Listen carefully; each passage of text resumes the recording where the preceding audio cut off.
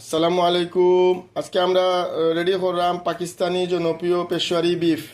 এই বিফর লাগি লইছি আমরা নলি সহ দুইটা বড় বড় নলি লইছি, লইয়া চিকনা সহ মাংস লইছি প্রায় 2 কেজি। লগে দিমু আমরা রসুন, বোম্বে মরিচ, আলু, লাল পেঁয়াজ, গোলমরিচ, আদা রসুন সব তারে মিক্স করমু। মিক্স করিয়া 2-2.5 ঘন্টা জাল দিমু। নাগামরিচ তো দিছি 4টা, বুঝছো নি? যার যারি রুচি মতো বাদে ঘি দিমুনে দিয়া জাল দিমু প্রায় 2-2.5 ঘন্টা। আপনারা লগে থাকবা। আস্তা নাগামরিচ যাতে জাল না বাইর হয়। এটার মধ্যে রয়েছি সব যাতে হয়, রসুন আদা সব এখানে দিমু। গরম মশলা ডালচিনি এলাচি সবগুলার এখানে সেট করছি দিলাম। আস্তা মরিচ বাদে রসুন দিয়ে ওগুলারে এখানে জাল দিমুনি।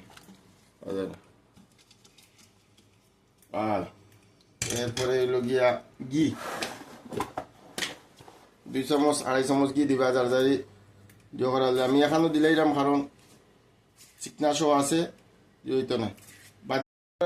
সবগুলারে ফ্রাই প্যানও লইয়া একটু খসাইরাম ঘি দিয়া খসাইয়া বাদে একটা পানি দিমু পরিমাণ তো একটু খসাই রয়ে যাও। খসাইলে গ্রান বার হইব।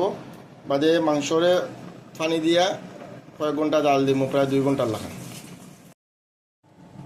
পেশোয়ারি বিফ প্রায় রেডি হওয়ার শেষ হয়ে গেছে। আমরা এখন টেস্ট করবো ইনশাল্লাহ। দেখি মাংসগুলা সিদ্ধ হয়েছে মাংস ভালো সিদ্ধ হয়েছে লাগের।